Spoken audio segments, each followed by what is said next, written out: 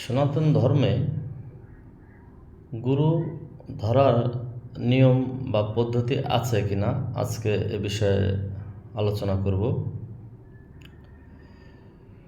গু মানে অন্ধকার, রু মানে আলো, অর্থাৎ যে ব্যক্তি অন্ধকার থেকে আলোর পথে দিক নির্দেশনা দিতে পারবে তিনি হচ্ছেন গুরু। আর সনাতন ধর্মে এই গুরু ধরার নিয়ম সেই সৃষ্টির পর থেকে পর্যায়ক্রমে চলে আসছে এই আধুনিক সভ্যতা পর্যন্ত। সনাতন ধর্মে 4টি যুগের কথা উল্লেখ পাওয়া যায় ধর্মগ্রন্থে। তার মধ্যে সত্য, ত্রেতা, দাপর, কলি, এই প্রত্যেকটা যুগে স্বয়ং সৃষ্টিকর্তা অবতার রূপে পৃথিবীতে অবতীর্ণ হন। তারপরে এবং একটা সময় তারা এই পৃথিবী থেকে এই নশ্বর দেহ ত্যাগ করে চলে যান এবং প্রত্যেকটা মানুষকে সেই সত্যের পথ ধরে রাখার জন্য বিভিন্ন ব্যক্তিত্ব বা মুনি ঋষিদেরকে রেখে যান। তারা সাধারণ মানুষকে ধর্মের শিক্ষায় সুশিক্ষিত করতে পারে এবং যারা ধর্ম শিক্ষায় সুশিক্ষিত করতে পারে তাদেরকে গুরু বলা হয়। যে গুরু যে নাকি জাগতিক এবং আধ্যাত্মিক জগতের প্রত্যেকটা মানুষের উন্নতি সাধিত করতে পারে, যে গুরুর দ্বারা প্রত্যেকটা মানুষের স্বয়ং সৃষ্টিকর্তাকে পাওয়ার দিকে ধাবিত করে, তিনি হচ্ছেন গুরু।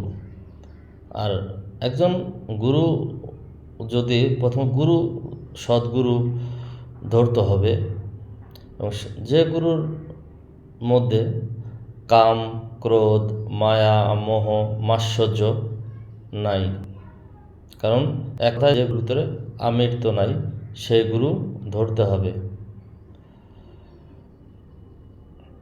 এখন সনাতন ধর্মে হাজার হাজার গুরু রয়েছে ছড়ানো ছিটানো, কিন্তু তার ভিতর থেকে যে ব্রহ্মজ্ঞানের অধিকারী, অর্থাৎ যে পরম সৃষ্টিকর্তার গুণে গুণান্বিত, যার ভিতরে ব্রহ্মজ্ঞান আছে, তিনি হচ্ছেন সদ্গুরু।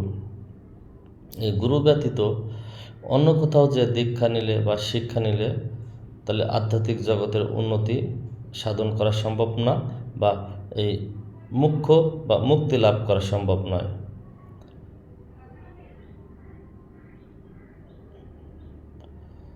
শ্রী ভগবান রামচন্দ্র অনুগুরু ধরেছেন, ভগবান শ্রীকৃষ্ণ অনুগুরুদেব ধরেছেন। এই যে গুরুর প্রক্রিয়া এবং অবতার যখন ভগবান পৃথিবীতে আসছেন, আসার পরে কিন্তু এই সাধারণ মানুষকে, জীবকে শিক্ষা দেওয়ার জন্য দেখা দিয়ে গেছে যে গুরু ধরা বাধ্যতামূলক। কারণ গুরু না ধরলে আপনি সত্যর কাছে পৌঁছাতে পারবেন না বা সৃষ্টিকর্তাকে পেতে পারবেন না। সনাতন ধর্মের বিশ্বাস সর্বজীবের মাঝে স্বয়ং ভগবান বিরাজমান করেন বা আছেন বা থাকেন। সেক্ষেত্রে সেই ভগবানকে পেতে হলে আমাদেরকে একজন সদ্গুরু ধরতে হবে এবং তার দিক নির্দেশনা অনুযায়ী যাতে স্বয়ং সৃষ্টিকর্তাকে পাওয়া যায় সে পথে অনুসরণ করতে হবে। এবং ভগবান রামচন্দ্র, ভগবান শ্রীকৃষ্ণ এবং নারায়ণ, এরা সবাই ধ্যান এবং তপস্যা করেছেন এবং ভগবান যখনই পৃথিবীতে আসেন এবং যে কাজগুলো করে গেছেন জীবগুলোকে শিক্ষা দেওয়ার জন্য, আমরা সেই ভগবান শ্রীকৃষ্ণের অনুসারী হিসেবে আমাদের সেই কাজগুলো করা বাধ্যতামূলক। ভগবান শ্রীকৃষ্ণ নিজে তপস্যা করেছেন এবং ধ্যান করেছেন, এবং আমরা যে পঞ্চ পাণ্ডবের কথা বলি, তারাও কিন্তু ভগবান শ্রীকৃষ্ণ তাদেরকে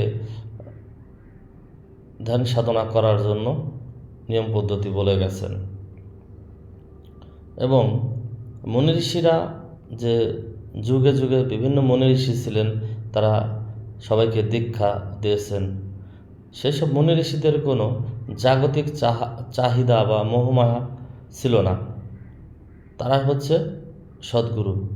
কিন্তু ভাবতে কষ্ট হয় যে বর্তমানে সময়ে যে গুরুগুলো দেখা যায় সব জাগতিক আচার অনুষ্ঠান নিয়ে ব্যস্ত। এরা কখনো চিন্তা করে যে কিভাবে স্বয়ং সৃষ্টিকর্তাকে পাওয়া যায়, এবং ধর্মের যে মূল বিষয়বস্তু সেটা কখনো তুলে ধরে না। তাই আপনাদেরকে একটু কথা বলতে চাই, আমরা যারা সনাতন ধর্মের অনুসারী এবং স্বয়ং ভগবান শ্রীকৃষ্ণকে মানি, গৌরাঙ্গ মহাপ্রভুকে মানি, শ্রীরামচন্দ্রকে মানি এবং নারায়ণকে মানি, সবার উচিত আমাদের যে ধর্মগ্রন্থগুলো আছে এগুলা পর্যাপ্ত পরিমাণ সবাই সংগ্রহ করি এবং গবেষণা করি এবং সৎ দিকে চালিত বা পথ চলা শুরু করি। কারণ একজন গুরু হাজার হাজার আছে, কিন্তু সদ্গুরু নাই। কারণ সদ্গুরু না হলে কখনোই আপনি মোক্ষ প্রাপ্তি হবে না এবং ভালো কিছু পাবেন না। তাই আপনাদেরকে বারবারই বলছি যে আসুন আমরা সবাই মিলে সত্যটা উদ্ঘাটন করি, শ্রীমদ্ ভগবত গীতা নিয়ে গবেষণা করি এবং একজন সদ্গুরুর কাছে দীক্ষা গ্রহণ করি এবং সদ্গুরুর কৃপার দয়ায় আমরা স্বয়ং সৃষ্টিকর্তাকে স্মরণ করব এবং তারই মাধ্যমে আমরা সৃষ্টিকর্তার কৃপা পাব। জয় গুরু, জয় গুরু।